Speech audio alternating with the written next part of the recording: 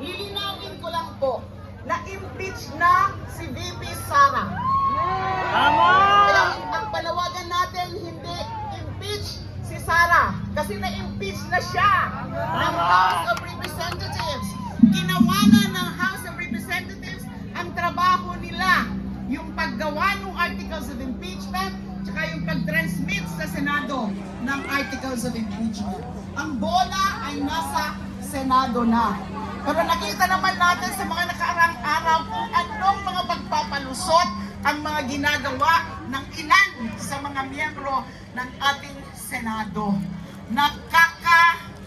Nakakagalit na parang ginagawa tayong tanga na hindi natin alam, hindi natin naiintindihan kung ano ang nakasulat sa konstitusyon. Malinaw ang utos ng konstitusyon. Litisin na si Sara, si VP Sara. Yung issue tungkol sa pwede pa ba? Kasi nga patapos na daw yung 19th Congress at susunod na yung 20th Congress. Pwede pa? At least umpisahan nila. Ang panawagan natin, umpisahan na ang paglilitis. Matapos mayan o hindi, dito sa 19th Congress, dapat umpisahan na. At uumpisahan ito sa pamamagitan ng pagko-convene mismo ng Senado bilang impeachment court. Manumpa sila bilang senator judges. Bago pa man gawin nila yung mga preliminary matters like issuance of the summons, tsaka yung pagpapasagot kay VP Sara as respondent, tsaka yung pre-trial, dapat manumpa muna. Kung pwede ngayong araw na, kung pwede ngayon na, o kaya at the latest sa Miyerkules, June 11, mag-convene na kayo. Litisin nyo na si VP Sara. Tingnan nyo yung ebidensya. Hindi yung ganyan. Grabe yung pagpapalusot nila. Sundan ko rin yung sinabi kanina ni Paeng na yung tungkol nga doon sa sinasabing timeline ni Senator Francis Tolentino. It is a joke.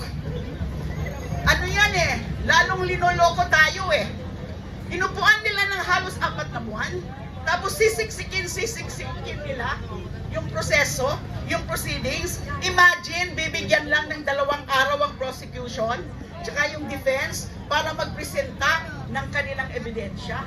Ano yan? Kahit sino hong litigator, kung sino ang abogado ang tanungin nyo na sanay sa mga kaso, sa mga trial, hindi po yan reasonable. Pinipilit nila yung ganyang schedule.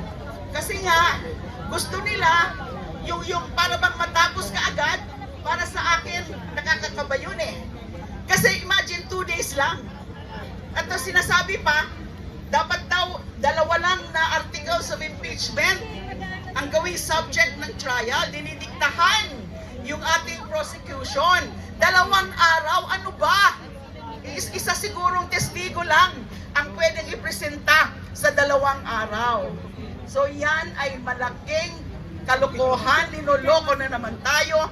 Yan ang tinatawag ko na recipe for railroading. Gusto siguro nilang i-railroad yan dahil nga para kaagad sila ng kanilang hatol na siyempre ang tatargetin nila yung mga kumakampi kay Duterte ay yung acquittal. Ang panawagan natin ngayon, umpisahan na yung mga proseso. Matapos man yan o hindi, pwede pa po sa next Congress. Mali po yung mga interpretasyon nila Attorney Tolentino, nila Senator Tolentino at Senator Bato de la Rosa na hindi na daw pwede sa susunod na Kongreso.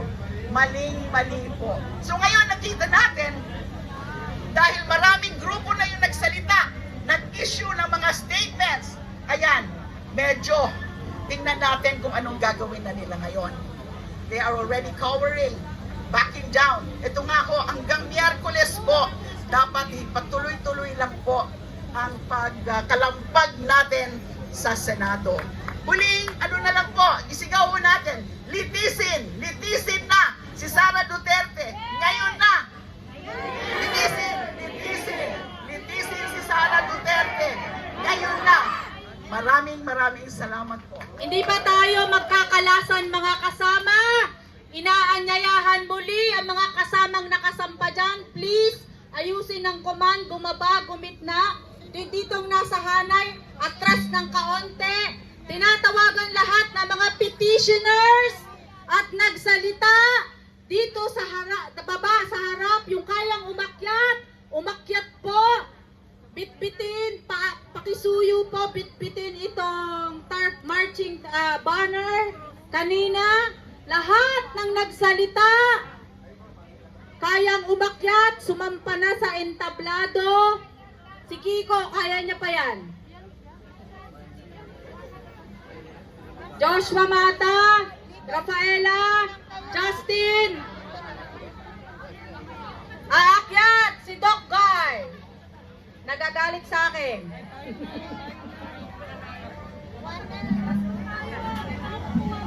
Mga kasama, atras ng kaunti.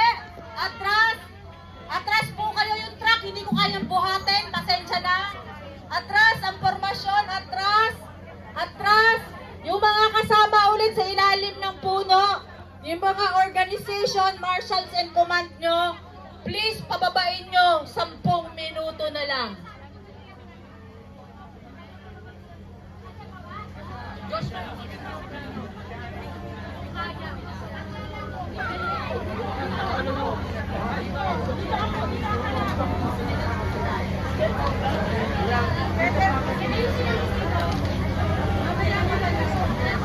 Yes.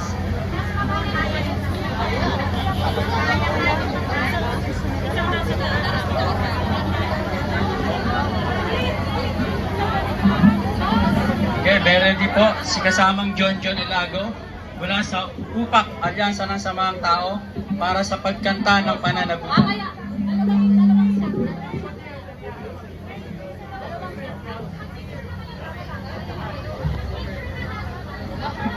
Latlat po na kayo dyan.